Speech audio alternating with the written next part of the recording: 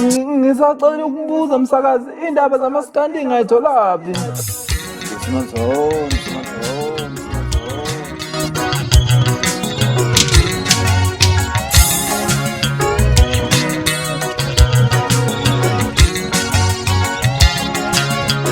Mazulu maske sathulela lento yobe siziwo la sokugcina vele ezinye inhlanga zisithathise kweyiduphunga nathi bese sivuma ukuthi siziduphunga senze izinto ezikhomba ukuthi ingqondo zethu ayisebenzi kahle ngokuvumela urwabishi.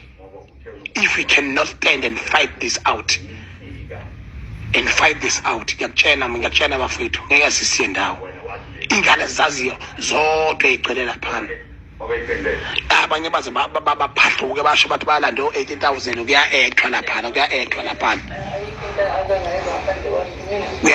laphana abantu balambile mabefuna imali abathola imali ngenye indlela hhayi ngaphuvi laba abenziwa i-DStv kanye lomfana wakomseleko basijwalabo lokwangempela nje kwakulungile gigile imikhuba emzini yawo yisena ebeza abantu ngabafazi bajike bezoqala phansi beshadwe eko-TV ngoba sekuectwa sekuyide crime lena ayenzayo hhayi ukuthi azojwayela kabi isiko lakazolelulaze thina ma bayifundela yena ubuqili bakhe kwakuwukuthi ufundela ukuthi oxhaphaza thina sengaba kubo ke lokho mpela-ke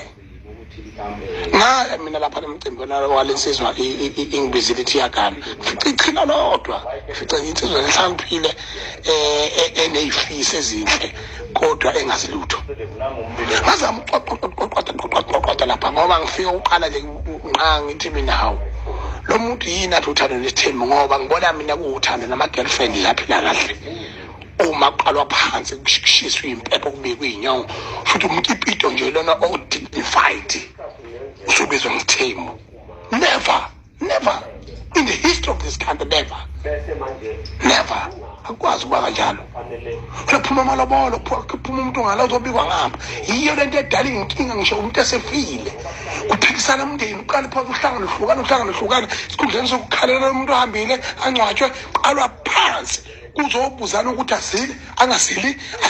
angasili ngoba isifo sokomunye umuzi asingeni komunye umuzi umuntu uba ngakomunye umuzi ngoba ingeniswe ngenkomo kwabulawa inkomo waqhoyiswa finish wabika umsamo afaka emndenini. Ikuphi lemkhuba ekilwe laba bantu? We need to stand for this. Ithina abanikazi baleli siko ithina fanele silivikele. Shit.